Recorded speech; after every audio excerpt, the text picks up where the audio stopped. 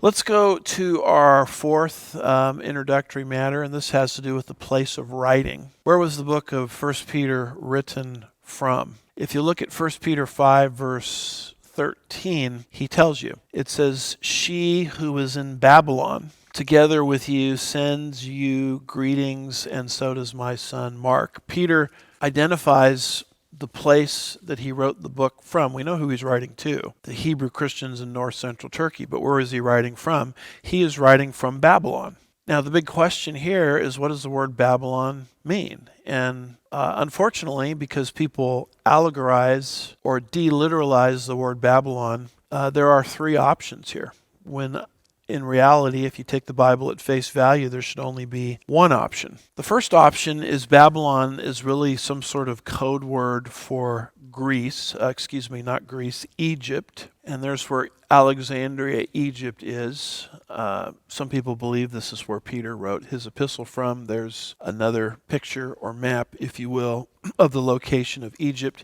Egypt was the location of a Roman military base founded by the Babylonian refugees, and so some people think Peter wrote his epistle from Egypt. The problem, of course, is there's no tradition at all linking Peter to Egypt, and this remote military base is just an area is too small to merit a visit from an apostle, let alone the great apostle Peter. The second view, and this is probably the most popular view, is that Babylon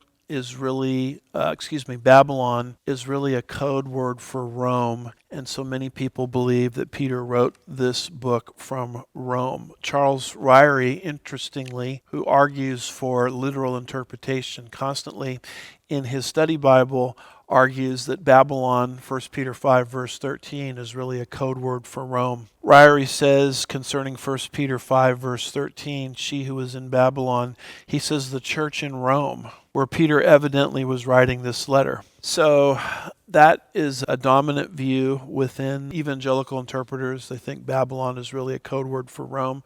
So according to this map here, Peter did not write the book from Babylon, Mesopotamia in the east. Rather, he wrote it from Rome, Italy, all the way up there in the west. Now, the main reason why people think this is there's a lot of tradition linking Peter to Rome. And this, of course, is a big deal for Roman Catholicism because they want to argue that Peter was the first pope. And so they're really the ones that have pushed hard this idea that Peter wrote this book from Rome as the first pope. But E. Schuyler English, in a BibSac article entitled "Was St. Peter Ever in Rome?" says this. He says, after studying all of this tradition linking Peter to Rome, he says it is evident that memorials of Peter's presence in Rome for a quarter of a century and his bishophood there and martyrdom there had their beginnings more than 100 years after the apostles' execution. So this tradition is all very interesting, but you have to understand that that tradition doesn't come about, according to E. Schuyler English, until a century after Peter died. Peter died, we think, as I'll show you in a minute, around AD 64. So if you want to argue that Peter wrote this from Rome based on tradition, you have to understand that you're relying on tradition written a century after Peter's death. So you have a choice you have to make. You can either believe the text of the scripture, where it doesn't say Rome, it says Babylon, or you can believe all of this Roman Catholic oriented extra biblical tradition that doesn't even show up until a century after Peter's death. But this is why many people believe he wrote this book from Rome. A lot of people argue that Rome, the apostle didn't want to say Rome. He was scared of Rome, so he used Babylon as a code for Rome. You'll find that in the Sibylline Oracles, pseudepigraphical extra-biblical literature. You'll find that in the Apocalypse of Baruch. But this book was written in AD 64, and those other pseudepigraphical texts don't show up until the second century. A lot of people say, well, Babylon is obviously a code word for Rome because Peter uses lots of figures of speech. Well, he does use lots of figures of speech. He talks about being sprinkled with Christ's blood. I mean, we don't take that at literally, see ourselves red with blood. That's obviously metaphorical type language. And people say, well, if Peter could use a figure of speech there, he could use it when he says, she who is from Rome, she who is from Babylon rather greets you. Well, just because somebody uses a figure of speech in one area, it doesn't mean they use it everywhere. If you're going to defend something in the Bible as a figure of speech, that case has to be made on its own merits. Just because Peter uses blood as a figure of speech doesn't mean he's automatically taking the word Babylon and using it as some kind of code for Rome. Let's think about this for a minute. If Peter really was in Rome, why would Paul, Romans 1 verse 11, make it his ambition to minister in Rome if Peter was already there?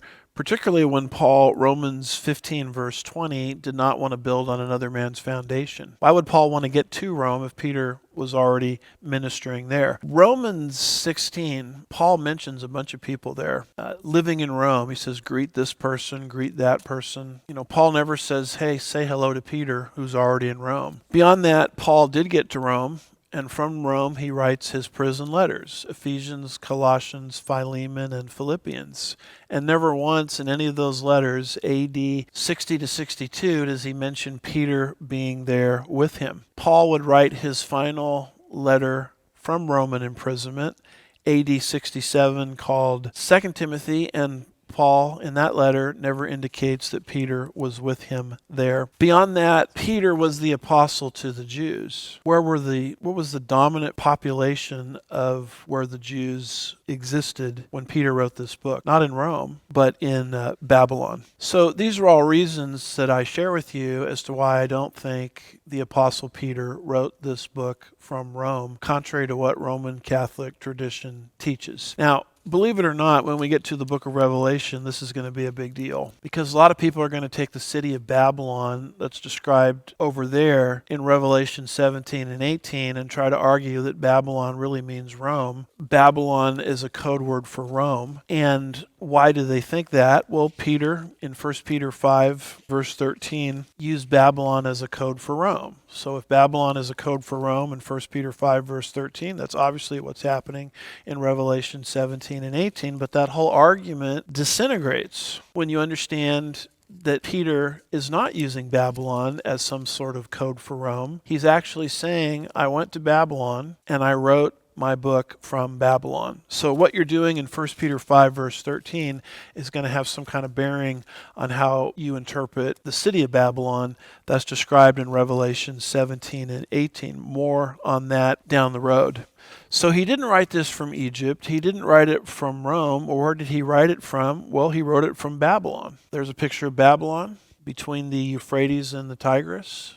That's where Peter went, and that's where he wrote this book from. There's another map showing you where Babylon is between the Euphrates and the Tigris, near modern-day Iraq.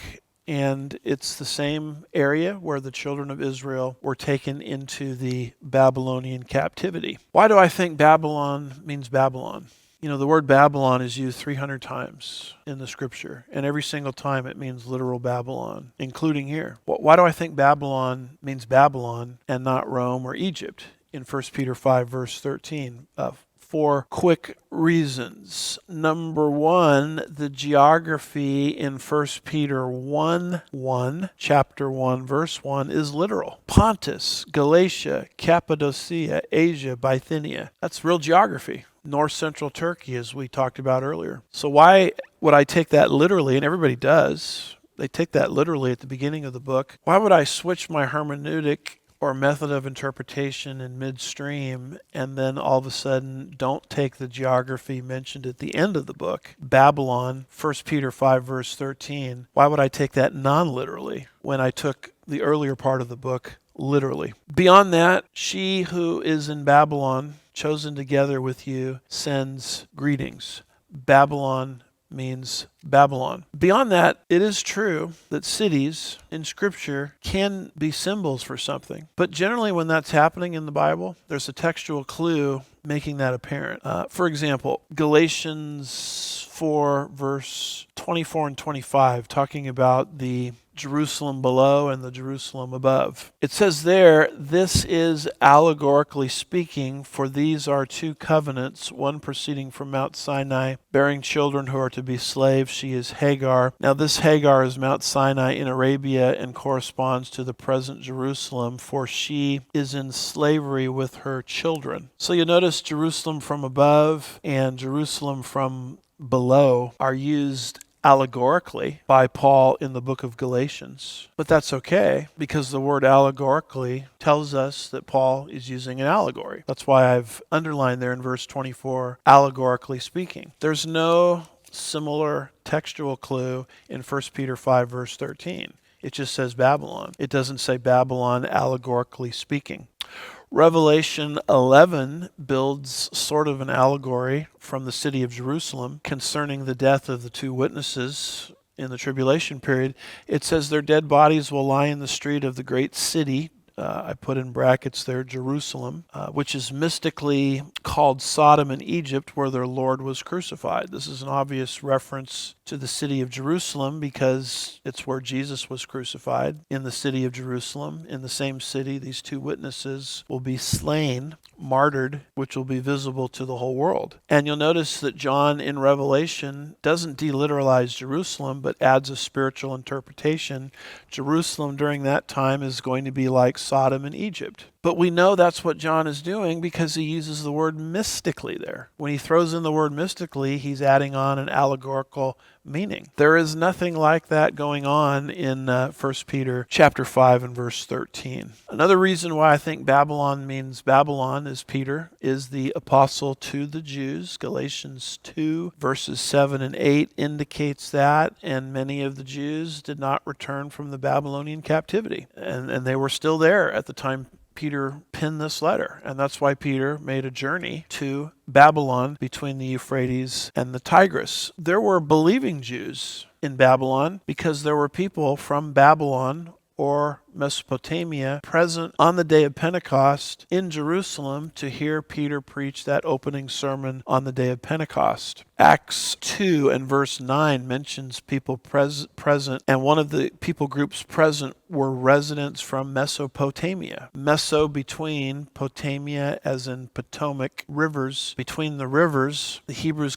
that's the Greek name for it. The Hebrews called it Shinar, but that's where Babylon was located. And so a lot of these Jews came to hear Peter preach on the day of Pentecost. They got saved and they went back to where they came from and started churches where they came from. And so it's just more evidence as to why Babylon would be a very logical place for Peter to travel to, especially considering the fact that he is the apostle to the Jews or the apostle to the circumcised. So that map shows you Mesopotamians present when Peter delivered that opening sermon on the day of Pentecost in Acts 2. Now, it's interesting that Josephus wrote just after the time of Christ, talks about a large habitation or population of Jews living in Babylon. He says, "And gave him a habitation at Babylon where there were Jews in great numbers." These Jews honored Hyrcanus as their high priest and king, as did all the Jewish nation that dwelled as far as the Euphrates. So there's more evidence that Jews were in Babylon. Peter, the apostle to the Jews, would have a natural inclination to travel to Babylon. Now, a lot of people, based on something Strabo says in his geography, a lot of people try to argue that, look, Babylon was deserted by the time Peter wrote his epistle. So, there would be no reason for Peter to travel to Babylon. But I want you to look at this quote here from G.H. Lang in his commentary on the book of Revelation. He says, quote, "Strabo, who died in AD 25, is cited in proof that by his time no city was left." Now, Lang says this is an instance of how easily lax quotation or assertion may falsify both an author and an issue, which being once done, other writers too easily follow suit. Lang says, here is what Strabo actually says in his geography, AD 25, quote, "And now indeed Seleucia has become greater than Babylon, which for the most part has become deserted." Strabo never says Babylon is totally deserted. He says, For the most part, it is. But as I've been trying to demonstrate, based on what Josephus says, based on residents from Mesopotamia present on the day of Pentecost, there were actually Jews still living in Babylon. Although the city had mostly been deserted, doesn't mean it had been completely and totally deserted. In fact, later in time, this would take us to about AD 500, there would be a Talmud by the Jewish people promulgated from Babylon, giving it the title, the Babylonian Talmud. So you put all of this information together, and there were people, Jewish people, living in Babylon. Peter is the apostle to the Jews. Babylon would be a very logical place for him to travel to. There's absolutely no reason to deliteralize, allegorize, spiritualize away 1 Peter 5 verse 13 and make it sound like that's really some kind of code. Why do people think it's a code? Well, they think that the severity of the persecution by Rome against early Christianity was so severe that no one wanted to use the word Rome. So the biblical writers used Babylon as a code word for Rome to escape persecution. But notice what Henry Morris says in his commentary on the book of Revelation. He says, Paul was not afraid to speak directly against Rome in his writings. Why would John be afraid? And I would add to the list, why would Peter be afraid? Now, this idea that they didn't want to use the word Rome, that doesn't make any sense. Paul uses the word Rome all of the time. In fact, he wrote an entire book to the church at Rome called the Book of Romans. Morris says at the very least it would be confusing to John's first century readers as well as to later generations for him to write so much about Babylon when he really meant Rome. Paul was not afraid to speak directly against Rome in his writings, so why should John be? Or the false church. All the apostles, including John, wrote plainly and scathingly about false teachers and false doctrines in the church and would not hide their teachings by symbols. It must be stressed that revelation means unveiling, not veiling. In the absence of any statement in the text to the contrary, therefore, we must assume that the word Babylon applies to the real city of Babylon. Now, he's using that argument relative to how to interpret Revelation 17 and 18. I'm using his argument relative to how to interpret 1 Peter 5 verse 13. 1 Peter chapter 5 verse 13 indicates that Peter wrote his book from Babylon, and there's absolutely no reason to not take Peter's words at